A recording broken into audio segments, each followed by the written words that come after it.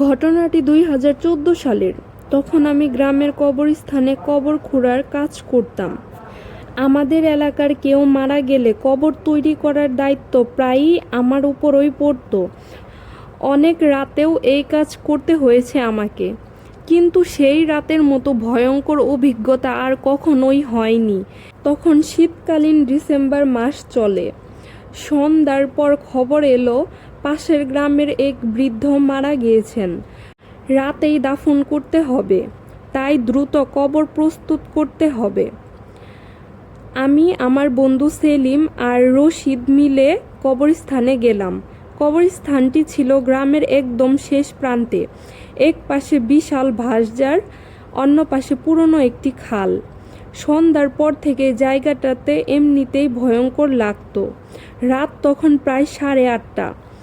আমরা নতুন কবর খোঁড়া শুরু করলাম। প্রথম দিকে সব স্বাভাবিক ছিল, কিন্তু প্রায় 3 ফুট খোঁড়ার পর আমার কোদালে শক্ত কিছু একটা লাগলো। আমি ভেবেছিলাম পাথর হবে, আর একটু মাটি সরাতেই দেখা গেল ওটা একটি পুরনো কাঠের ঢাকনা। আমরা অবাক হয়ে গেলাম, এই জায়গায় তো আগে কোনো কবর থাকার কথা নয়। সেলিম বলল, মনে হয় পুরনো কবর। আমরা কাজ বন্ধ করে গ্রামের এক বৃদ্ধকে ডাকলাম। বৃদ্ধ এসে জায়গাটি দেখে বললেন, এই অংশে 50-60 বছর আগে কবর দেওয়া হয়েছিল। তিনি চলে গেলেন। আমরা আবার কাজ শুরু করলাম, কিন্তু আমার কেমন যেন একটা অস্বস্তি লাগছিল। হঠাৎ রশিদ বলল, ভাই, কফিনটা একবার দেখা যায় না? আমি বললাম, না, পুরনো কবর খোলা ঠিক হবে না। কিন্তু কৌতূহল শেষ পর্যন্ত আমাদের হারিয়েই দিল। আমরা মাটি সরিয়ে কাঠের ঢাকনার একটি অংশ খুললাম, আর ভেতরে তাকিয়ে সবাই স্তব্ধ হয়ে গেলাম। ভেতরে কোনো কঙ্কাল নেই, কোনো হাড়ও নেই, শুধু একটি কালো কাপড় মোড়ানো একটি কাঠের বাক্স। বাক্সের উপর অদ্ভুত কিছু চিহ্ন আঁকা। আমরা কেউ বুঝতে পারলাম না। সেলিম বলল, এটা নিশ্চয়ই কোনো তাবিজ কবজের জিনিস। আমি বললাম, ঢেকে দে। ঠিক তখনই কবরস্থানে বাঁশঝাড় থেকে অদ্ভুত শব্দ এলো, যেন কেউ হাঁটছে। আমি টর্চ ফেললাম, কেউ নেই, কিন্তু শব্দটা আরও কাছে আসতে লাগলো। রশিদ ভয়ে বলল, চল কাজ শেষ করি। আমরা দ্রুত কবর তৈরি করতে লাগলাম, কিন্তু সেই রাত থেকে অদ্ভুত ঘটনা শুরু হলো। হঠাৎ কবরস্থানে অন্য প্রান্ত থেকে মাটি খোঁড়ার শব্দ ভেসে এলো, যেন কেউ কোদাল দিয়ে কবর খুঁড়ছে।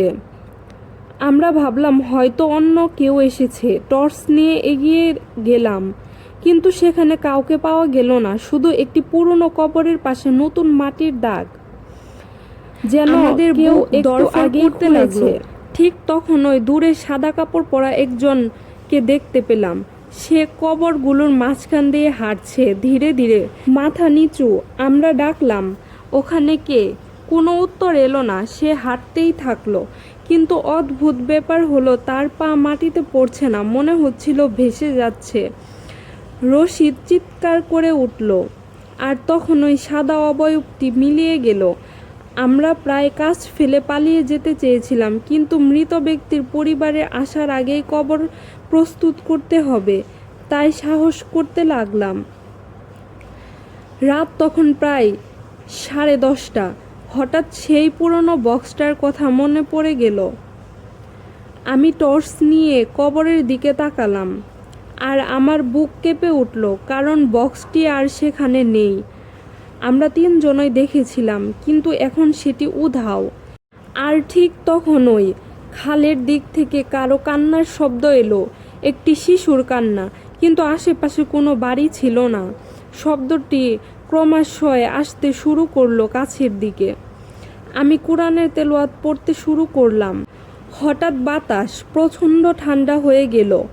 তারপর কবরস্থানের মাঝখানে দাঁড়িয়ে থাকা একটি ছায়া দেখতে পেলাম। এবার সে অনেক লম্বা, অস্বাভাবিক লম্বা, মাথা প্রায় গাছের ডাল ছুঁয়ে যায়।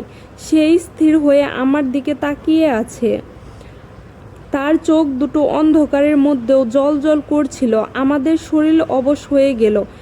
হঠাৎ সেই ছায়াটি ধীরে ধীরে হাত তুলল আর কবরগুলোর দিকে ইশারা করলো। পর মুহূর্তেই চারপাশ থেকে মাটি খোঁড়ার শব্দ শুরু হয়ে গেল, যেন একসঙ্গে শত শত মানুষের কবর খুঁড়ছে।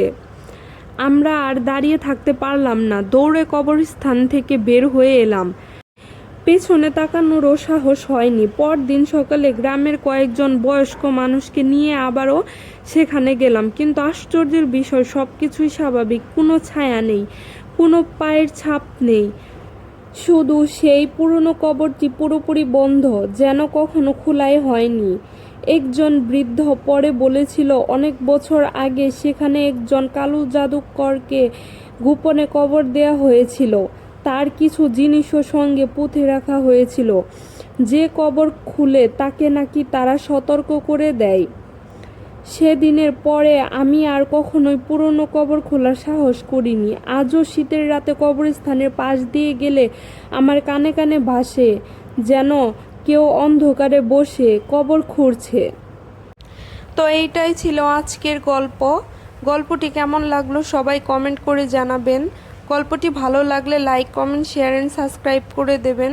তো আজকে এই পর্যন্তই, দেখা হবে নেক্সট কোনো ভিডিওটিতে। ততক্ষণ পর্যন্ত ভালো থাকবেন। আল্লাহ হাফেজ।